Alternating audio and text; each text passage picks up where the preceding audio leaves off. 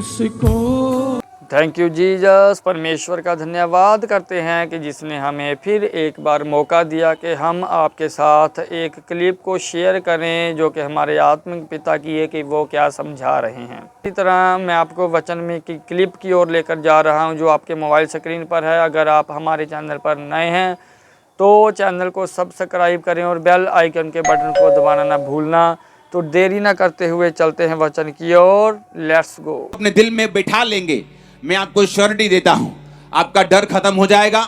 मैं आपको श्योरिटी देता हूं, आपको अपने बच्चों की, अपने फ्यूचर की, अपने फाइनेंस की फिर परवाह नहीं होगी। परमेश्वर आपके साथ होगा।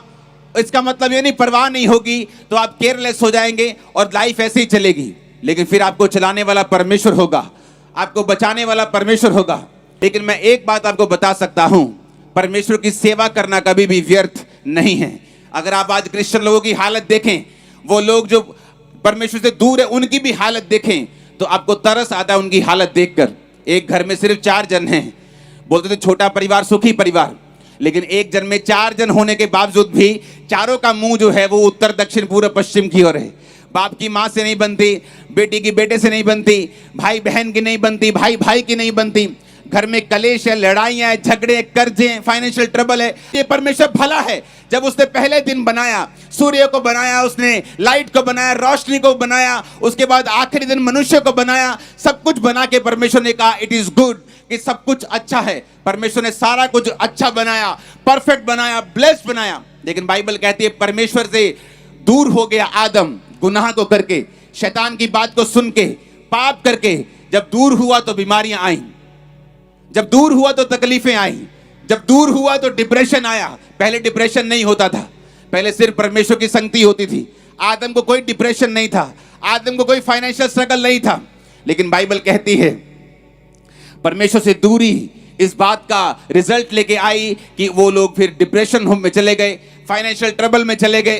फिर परमेश्वर ने कहा तो अपने माथे के पसीने की रोटी खाया करेगा, मिट्टी में ही मिल जाएगा। ये पहले नहीं था। ये कर्ज सारे परमेश्वर से बाहर हैं। जितने लोग परमेश्वर से बाहर हैं, जीसस क्राइस्ट के बाहर हैं, उनकी लाइफ में आज भी ये कर्ज काम करता है। माथे के पसीने की रोटी खाना, एक्स्ट्रा मेहनत करना, फिर भी लाइफ में कुछ भी हासिल ना करना, ये कर्ज की निशानी है। क्योंकि आप अपने बच्चों को संघर्ष करने के लिए पैदा नहीं करते। आप बोलते हैं कि मेरे तो 2 बच्चे हैं, किसी के 7 बच्चे भी, तो ये नहीं कहता कि 5 अच्छे रहें और 2 संघर्ष करें। तो परमेश्वर जो पावरफुल है, उसको इतनी पावर है, वो इतना पावरलेस नहीं है कि वो बोले कि मैं सिर्फ 2 लाख को ब्लेस कर सकता हूं, बाकी के 600 करोड़ जो है संघर्ष करेंगे, क्योंकि मेरे पास पावर नहीं है। बाइबल कहती है कि वो पावर से भरा हुआ है, ग्लोरी से भरा हुआ है। पृथ्वी तो सिर्फ उसके पांव की चौकी के बराबर है। ऐसे ग्रह परमेश्वर ने बनाए हैं जो पूरे के पूरे हीरे से बने हुए हैं। अगर उनको बेच दिया जाए तो धरती के ऊपर $100 की इतनी ढेरियां लगेंगी कि चंद्रमा तक चली जाएंगी। ये साइंटिफिक फैक्ट मैं आपको बता रहा हूं, साइंस कहती है, साइंटिस्ट ने ढूंढा ऐसा ग्रह। तो ऐसा परमेश्वर जो सोने और चांदी और हीरो के ग्रह बना सकता है, जो पैसे से, बाइबल कहती है सोने की सड़कें हैं वहां पे स्वर्ग में, जिसके पास सोना और चांदी, जिसके पैसा है, उसने आपको ऐसा नहीं बनाया कि आप संघर्ष करें। लेकिन क्यों हम संघर्ष कर रहे हैं? इस क्राइस्ट में नहीं हूं, अगर मैं परमेश्वर में नहीं हूं, मैं नहीं कह रहा ईसाई धर्म में आ जाऊं, क्योंकि ईसाई धर्म नाम का एक भी शब्द पूरे बाइबल में नहीं है। जब मुझे बाइबल दी गई थी तो ये बताया गया था कि जिस दिन बेटा ईसाई धर्म नाम का शब्द आपको बाइबल में मिल जाएगा, आप बाइबल पढ़नी बंद कर सकते हो उस दिन से। तो जब बाइबल मैंने पढ़ी, मैं कंप्यूटर इंजीनियर हूं, पढ़ा लिखा था, इंटरनेट मेरे पास था, उस जमाने में भी अमीर घराने से था, तो सब बाइबल पढ़ी, सब स्टडी को किया और देखा कि प्रभु यीशु मसीह किसी धर्म को, जात को बनाने के लिए आए नहीं, वो तो मुझे बचाने के लिए आए। जब वचन समझ आती हैं, आपको मालूम होता है जो कुछ मीडिया ने कहा, जो लोग आपने कानों कान सुना, ये सब चीजें ये झूठ हैं। इसीलिए बाइबल कहती है जब तुम सच्चाई को जान जाओगे तो सच्चाई तुम्हें आजाद करेगी। क्यों शैतान लोगों को सच्चाई से दूर रखना चाहता है? वो मीडिया का प्रयोग करे, बैड पब्लिसिटी का प्रयोग करे, जैसे मेरी लाइफ पे किया। लेकिन जब परमेश्वर काम करने में आता है, वो आपको खींच लेता है। आज नाइट वो आपको खींचेगा, आज नाइट आपके परिवार खींचे जाएंगे, आज नाइट आपके मोहल्ले खींचे जाएंगे। आमीन हो चाहिए, बरकत आपकी है। Hallelujah, hallelujah. अब मुझे ये मालूम होना चाहिए कि मुझे क्या करना है। थोड़ी थी, क्योंकि जब प्रचार करने की बारी आती है तो लोगों को लगता है कि अच्छा प्रचार करने की बारी है, पास्टर से परमेश्वर बात कर रहा है, पादरी साहब से बात कर रहा है। वो मुझसे बात नहीं कर रहा। मैं तो बिजनेसमैन हूं, मैं तो हाउसवाइफ हूं, मैं तो जॉब करता हूं। वो तो मेरे पास्टर से बात कर रहा है, उसका काम है, क्योंकि वो चुना हुआ है। अगर वो चुना हुआ है तो तुम क्या हो? तुम फालतू हो क्या? तुम्हारे लिए क्या परमेश्वर ने लहू नहीं बहाया?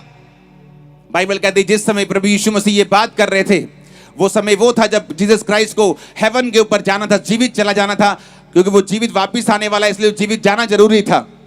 परमेश्वर का धन्यवाद जिसने हमें बराबर समा दिया और अब भी समा दे रहा है। तो इसी तरह व्यूवर्स हमारे चैनल पर नए हैं तो सब्सक्राइब करें और बेल आइकन के बटन को दबाना ना भूलना। तो जिस तरह परमेश्वर के कलाम में लिखा, आपने जो सुना, हमारे आत्मिक पिता ने कितना अच्छे पवित्र आत्मा की सहायता से हमें ज्ञान दिया है।